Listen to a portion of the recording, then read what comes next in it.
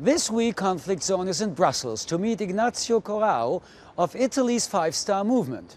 The European Union faces a variety of threats. Many of its own parliamentarians want to destroy it.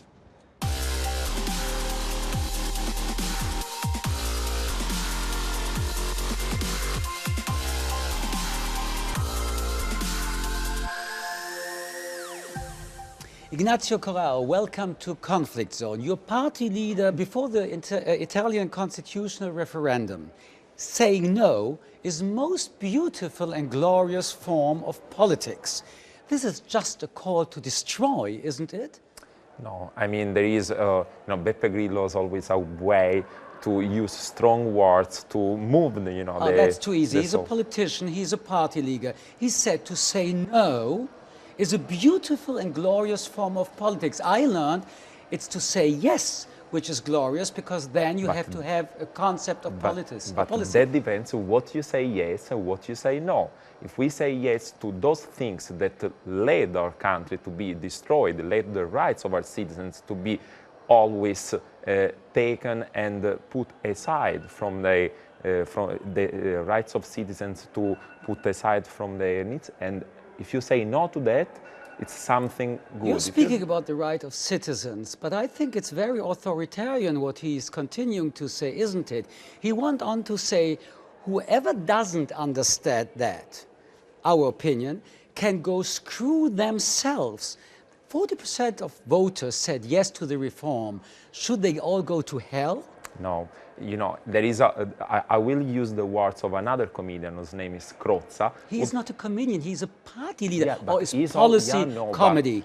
But we have to understand that the way the words Beppe Grillo use are strong words that he used to use when he was a comedian and he was making shows about politics. But it's important to understand insult voters as a leading politician is not a comedy, is not a tragedy, it's insulting people. It's a way of saying things. For me, it's more insulting what the Prime Minister Matteo Renzi did during his campaign, telling people, telling Italian citizens from his position of Prime Minister that the reform was about 2 or 3 things, 3 demagogic things, while the reforms was about 47 articles of our constitutions. And he was never speaking about the real goal, the real aim of the reform. He was always speaking about 2 or 3 things that the big communication leaders suggested him in order to cheat Italian people. Language can be very violent. Language can be very violent. If we want to talk about the languages, I think it's more... We are talking also about language, because there are other possibilities to express your political opinion. With these expressions, should those who don't want to agree with you shut up and go away? Is it your understanding of democracy to insult people who are not about your opinion? The using of word and the meaning of the expression that you want to give to someone speaking can change according to who's listening and who's speaking. I think it's more violent to cheat Italian people saying that this reform was about reducing the cost of politics or reducing the number of senators, while it was about 47 articles, than Beppe Grillo, who is a very famous comedian, who's always used strong words to express very deep concepts. And Italian people understand what Beppe Grillo wants to say. I think not all of them, but one of the goals of your party is the destruction of the European Union as it is today. Why? We never said that we are against Europe or we are against the European Union. We are completely against the priority European Union has today and the way European Union has worked until today. We don't want a Europe who puts first the interests of the banking system, the interests of the transnational corporation, or the interests of the financial system. Because we do believe that the rights of European citizens, and we're talking about 500 million of citizens coming from 28 or 27 now countries of Europe, are to be put before the needs of transnational Very corporations. interesting remark, but there is something which is told everywhere. Tell me who are your friends, and I'm telling you who you are.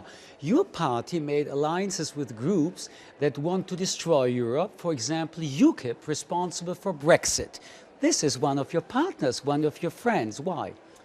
You see, when we arrived to the European Parliament in 2014, we didn't have a family, we didn't have a European group. So this is not a parliament as the national one, when you can go to the non-attached and do your work easily as you can do in a national parliament. In this parliament, if 2005, not anymore today. The argument is not valid today. In 2014, it's 2 years ago. But the argument is not valid today. No, it is today, because I'm explaining why we are in that group. We are in that group because we needed a group to work. And I'm talking, for example, to all the German delegation who worked with us during these 2 years and a half, could recognize that the five-star movement didn't come here just to shout and go against the European Union, but we worked hard. We are a delegation of 17 members who worked hard. Tell me who are your friends, and I'm telling you who you are.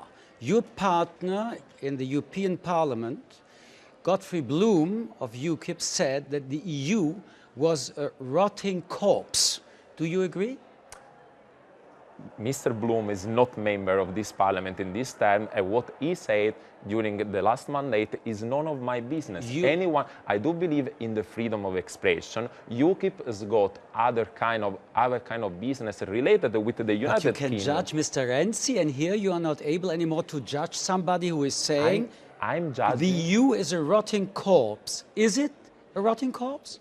I think that the EU, I don't agree with that level of expression, but I do think, and I said before, that the European Union, the way it is today, doesn't work because it's too far away from the European citizens and what we're working for in a positive way, because there is no chance that I understand your point. You will never lead me to say that we belong to that side who is against Europe, who is populist. You know, that's an important thing. I don't know I don't know if you will say it or not, but I want to talk with you, with whom you are in a group. And if I am in a group, the group represents me, and I represent the group. And your allies are former members of the Front National, of the AfD from Germany, and groups who want to destroy, by definition, the European Union. But you are part of that. But what you're not saying, that this group was created with some prerogatives. And one of the main prerogatives,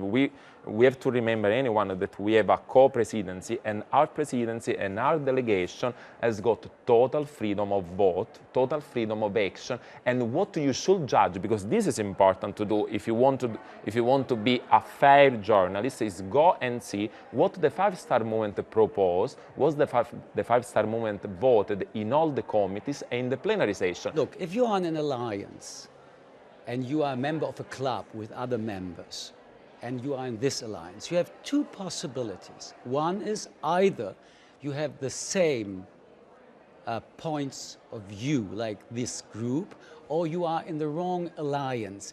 Between both is nothing. So which are you? Which one are you? You make things very easy, but things are not easy the way you think. Because when we arrived here, we found families with structure, with balances between the different delegations, and when a big delegation as ours come in the European Parliament, it's not easy to find alliance.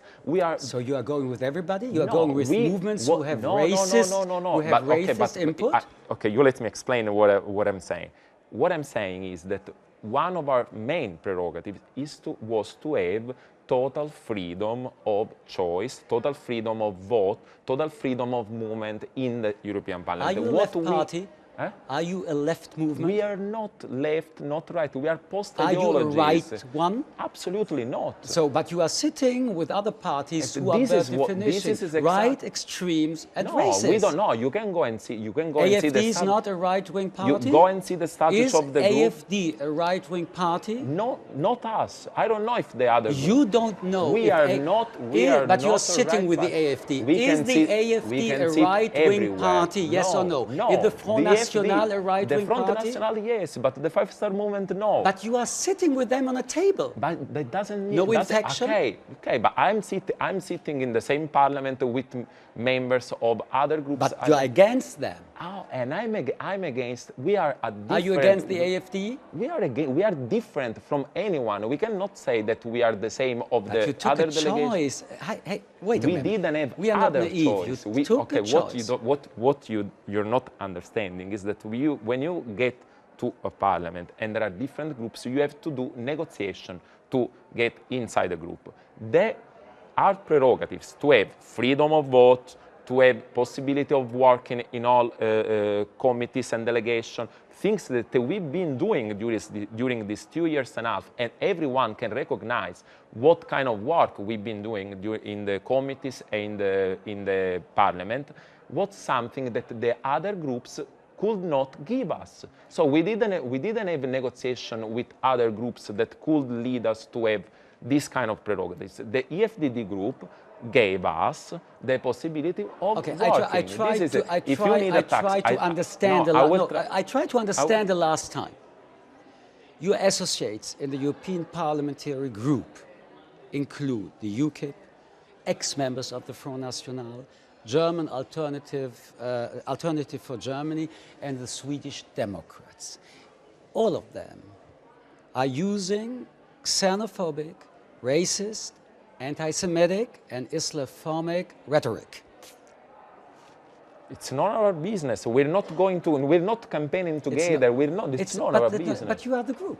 I mean, no, I'm sorry. When they are saying things like that. We are not a group who moves and makes politics together. You never see members of the Five Star Movement and members of some other of the delegation that you were mentioning go and campaign together. Nigel Farage of the UKIP has accused Muslims in a lot of speeches being disloyal Muslims. A beautiful, strong, known metaphor against the Muslims. Is this also your opinion? No. Absolutely not. Not. We never said something like that. We don't believe that this is a true point. I can answer from my side. One of your fellow members in the European Parliament, Ms. von Storch from the AFD, has said there is no place in Italy for Islam. Is there a place for Islam in Italy? In Germany. I'm sorry, she said Germany. I don't know what she says. Of course there is place. There are many Muslims in Italy that exercise their religion. What is important for us, it's the respect of laws in Italy. Then you can be from whatever religion and do whatever you want. The important thing is that you respect the law of one country. Okay. This is the point of the Five Star Movement. The next point, which is committed with this question of Islam, your partners, all of them, have also opposed, the EU policy on refugees. Was it a mistake to open the borders and allow the influx of refugees? Our position on the refugees is completely different to those that some fellow of the group can do, because we are a border country, and we gave.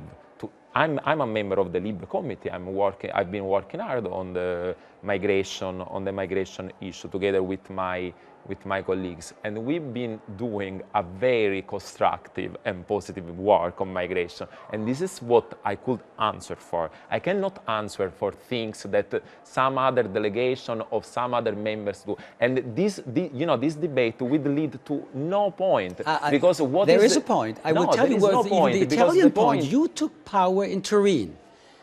I mean, that's very interesting. With whom you are working, who is helping you to get in power, but 1 minute later, you don't have anything to do with it. You took power in Turin with the support from the Northern League, who promised an ethnic cleansing. No, I don't know. It's a quote, but ethnic cleansing. It's not true. It's not true. We govern Turin with completely by ourselves, without any kind of alliance. There was a support of the Northern League. There can be support coming from anyone, because anyone go and votes as a private citizen, but we didn't have any kind of alliance, any kind of agreement, neither Only with a little bit Lega, help nor here with and the there, left, a little bit support but here and there. You know what is very hard to understand, that we're getting votes coming from the left, from the right. And you are taking all votes, even from the extreme right? We're coming. No, there are people who used to vote extreme left and people who vote extreme right that change their mind and now want to vote and want to support something that is new. But this is normal because we are just talking and referring to private citizens without any kind of alliance and without any kind of ideological barrier. So if we want to lead, if we want to get into this conversation to the point that we are connected or allied with someone, there is no point, okay, because what is important to understand is the five-star movement is something new, something constructive, something that is coming from the net, something that allow young people like me. I mean, when I joined the five-star movement, I was a university student that was completely against the idea of parties in Italy, because parties in Italy are very corrupt. I understood. And But this is the point of five-star movement. About your party leader Grillo said that bringing in a mass influx of refugees would throw Italy into a state of war. A state of war? This is Lega Nord. What you have to see about migration and five-star movement are the proposal that Grillo, not your point of view. Grillo, your party leader said a state of war. No. This is a mistake. Who did the mistake, Grillo or who? Probably who. He said that. Be sure. Okay. Grillo it was a comedy. No, I'm not saying that. But if you want to know what the five-star movement thinks and does about migration, you have to see what we propose in the parliament. He says lots of things. He says lots of things that are always misunderstood by journalists. Okay, I will tell you something. There is a lot of misunderstanding, and and I agree that my intellectual capacities are not very strong. Let me ask you a question. But to put together with the refugee influx, the word, it will throw Italy into a state of war.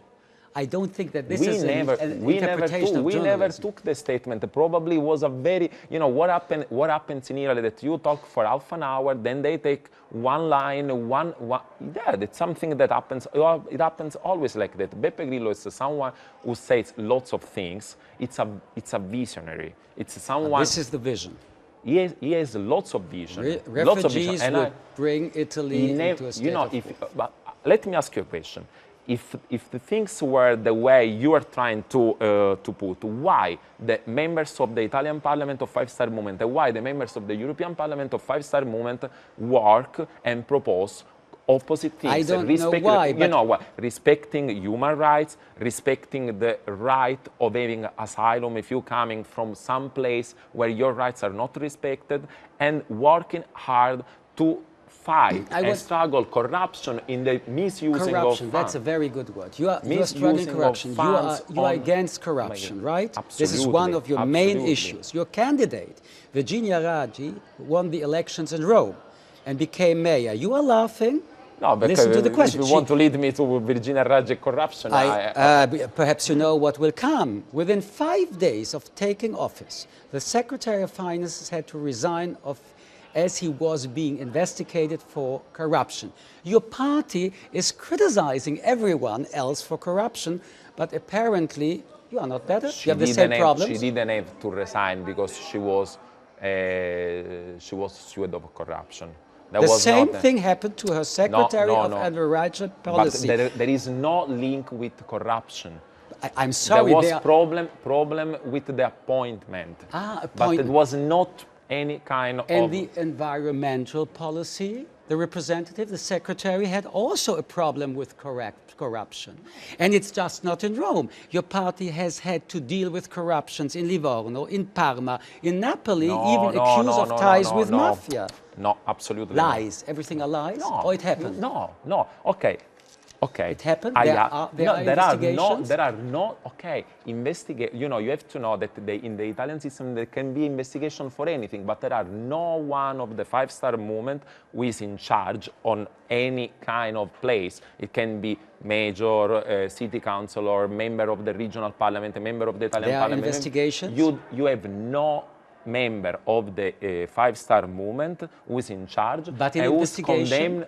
Investigation can be for anyone. I can go to the court and say that you are corrupted, and the judge is obliged to go investigate on you. But if there is something, you have to go to trial, and there is no member of the five-star movement who is in trial. Let's try to. Nobody said that there is in charge. No one. No, there is no one charged. Yes, but there are accusations, and some of these politicians had to resign. No. Had to resign. Okay, we are doing very bad information about that. Because they didn't resign? Who has to resign? To resign, you have to be charged of something. We have no one who is on trial. No one. Nobody said that. We only spoke that there are a lot of problems, that some of your politicians are accused. But but if you are accused from the opposition, from those, from lawyers, from prosecutors, there are investigations from prosecutors. No, okay, you probably don't know. You come from Germany, you probably have no idea of things work in Italy. We are talking about a city, Rome, that's been completely destroyed by corruption. Speaking of new politicians of your party? Yes, okay. Not of the past. Let's try to make things clear. Rome has been destroyed by a system that's being called Mafia Capitale. Yes. In this system, let me get it clear. In Mafia Capitale involves the parties of left and right together that together ate the city of Rome. After that, 5 months ago, Five-Star Movement took over, and there is no member, let me get it clear because it's important, there is no member of the Five-Star Movement of any level, because we have a regulation, internal regulation by which no member of the Five-Star Movement can be on trial or charged of something. Okay, so we cleared it up. You made your statement. It's okay. No, it's the truth. Yeah, it's okay. not. It's a regulation. I could not be candidate for the European Parliament if I was charged of something. But we didn't speak about you, but you got your point. I'm talking about me, about any members of the Five-Star Movement. So now let's talk about Mr. Accused doesn't mean anything, because accusation. I understood. Accusation coming from the newspapers who are owned by people who are members of the Democratic Party, because it's important to make people understand that the newspaper in Italy this is an interesting interpretation of how the legal system in Italy works. But let us talk about populism and Trump. This is how, again, you will say it is only a little bit of comedy. This is how the leader of your government, Grillo, celebrated Trump's victory in the United States. He said, it's an apocalypse for the big papers, for intellectuals, for the journalists. This is a huge general screw you. This is a hate speech, isn't it? No, this is a right speech. Because during screw you? Yeah, you know how the Italian word is. How are you speaking about intellectuals? The intellectuals, the journalists, not some of them. Beppe Grillo was very famous because he used this way of saying screw you during his shows. He is a leader of a politician party. Everybody knows him like that. So what does it mean? It's not a hate speech. When he was organized. Let's try. The big papers, the intellectuals, the journalists. Okay, there is nothing which is black and white. No, he was explaining that during the American campaign, all the intellectuals, all the big newspapers were standing for Hillary Clinton. So the victory of Trump was a kind of a screw you. He didn't say the journalists were on the side of Clinton. He said the journalists. But we talked about very often. It's the truth. It's the truth. Everybody was standing for Hillary Clinton, and Trump won. Yes, not everybody. What did he say? I don't know if everybody. You are attacking the elites. You are attacking the elites. But you are a party built and tired by elites. Mr. Grillo is, as you mentioned, a famous comedian.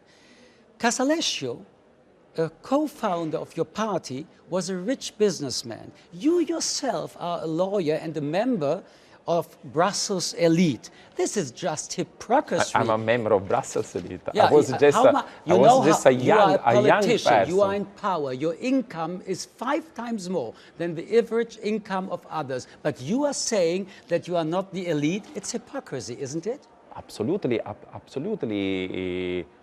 It's not hypocrisy. You know, Beppe Grillo is a person who has worked all his life, and he decided at one point to dedicate himself to the public life. Your game is, we are not the elite, but you are the elite. We are absolutely not the elite. You are not the elite? Absolutely. So we are if a lawyer, we are fighting. if a parliamentarian, No, if a rich businessman, if a comedian is not the elite, what is the elite? If the 5-star, you know, if you say, okay, but you're making just 2-3 examples and you're not talking about millions of people who support and are part of the 5-star movement. You are telling the people, no, I'm talking about my colleagues. We are against the elite. I'm talking about my colleagues. Between my colleagues, there are people who comes from any kind of job and any kind of level of instruction and background and educational background. We are not all lawyers. We are not all comedians. We are not all actors. I have to say thank you, Ignazio Corrao. Thank you for being on Conflict Zone. Thank you.